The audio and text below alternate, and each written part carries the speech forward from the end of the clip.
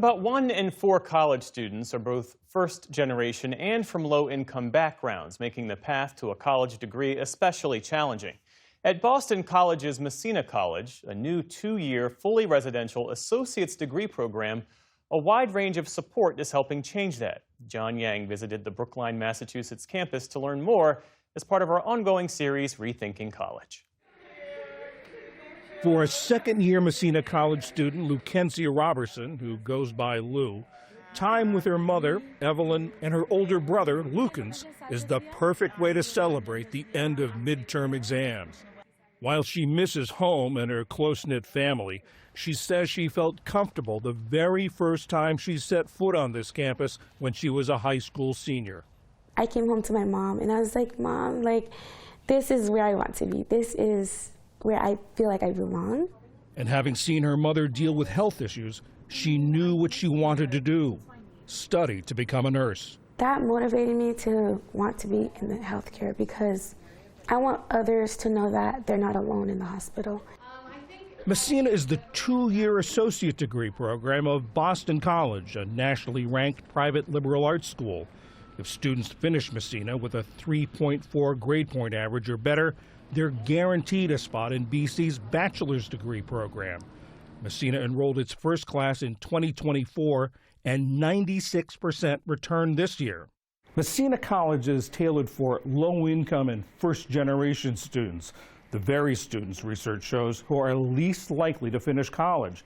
The big reason for that is lack of familiarity with the unwritten rules of college life, things like office hours, networking, and balancing work and academics, and they don't have anyone in their families they can turn to explain it. At first, I was like, office hours? Is it an office? It was an office with, I don't know, timing. And when my professors were explaining to me what office hours were, I was like, I'm someone who needs that type of support. So this had been a college campus before? It had been, yes. Founding Dean Father Eric Barriezo was a low-income, first-generation college student himself. It was a sink or swim model. You sort of figured it out or didn't. We know a whole lot more now, 20 years later. And I think what we know is there's scaffolding of support that we can offer. It includes a generous need-based financial aid program that limits loans to $2,000 a year.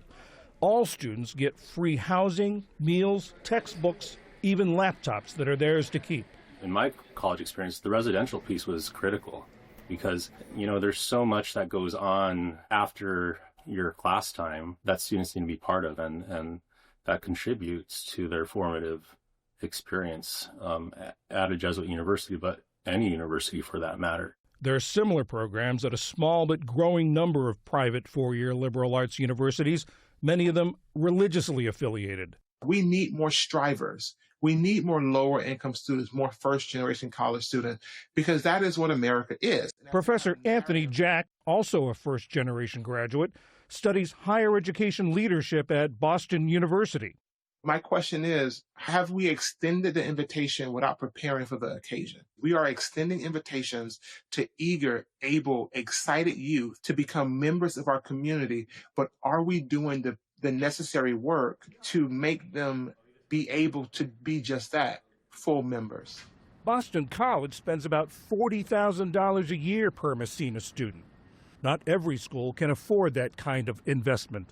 And it's not just providing what people normally think of when it comes to being on campus. It's all the other support services that are needed to make sure that, again, you're not just meeting students where they are, what kind of services they need, but also when the services are offered.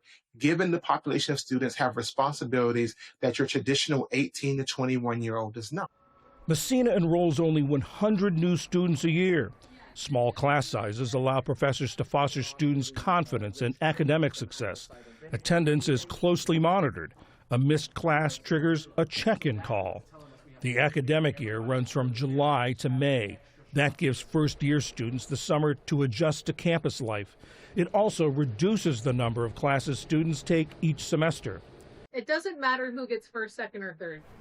Brianna Diaz is a psychology professor and student advisor. She, too, was a first-generation college student. We go through these hidden curriculum things. How should you advocate for yourself to your professor?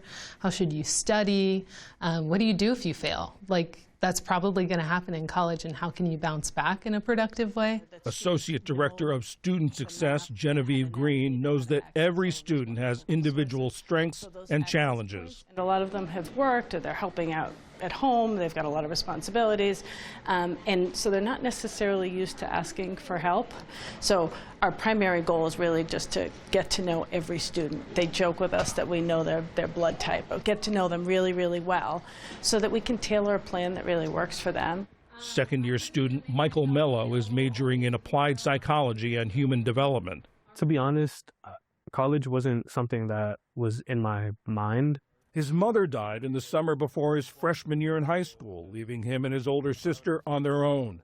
He worked as many as 30 hours a week to help support them. His grades suffered, but instead of defeating him, he says the hardships motivated him. It ruined me, but it made me into a better person, because the reconstruction that it built, where I realized that I need to be present, I need to also be there, I need to do as much as I can to kind of get to that next step, get to that next milestone, to become my own legacy. With his anticipated BC bachelor's degree, Mello wants to be a therapist. Just interacting with people that are either already went through college or people that have aspirations to be something, it's like almost inspiring to listen to. This semester, Lou Robertson is taking nursing classes at BC's main campus. At first, she was intimidated. I have classes with both Massena and Boston College students. We're both struggling the same way. At Massena, she's tutoring first-year students who also want to be in the medical field. Making sure that they understand it kind of gives them like a clear understanding what they want to do for the future. Sort of passing it along. Yeah, fascinating, yeah. Faculty say they see that sense of purpose in many students. There is a lot of intention behind why they're here. There is a lot of richness that the identity, I think, First Gen carries with them. And they're changing the broader BC community. Boston College needs you, and your perspective and your identity and your lived experience is really important. Do you think, or do you hope, things that you do here will also influence BC?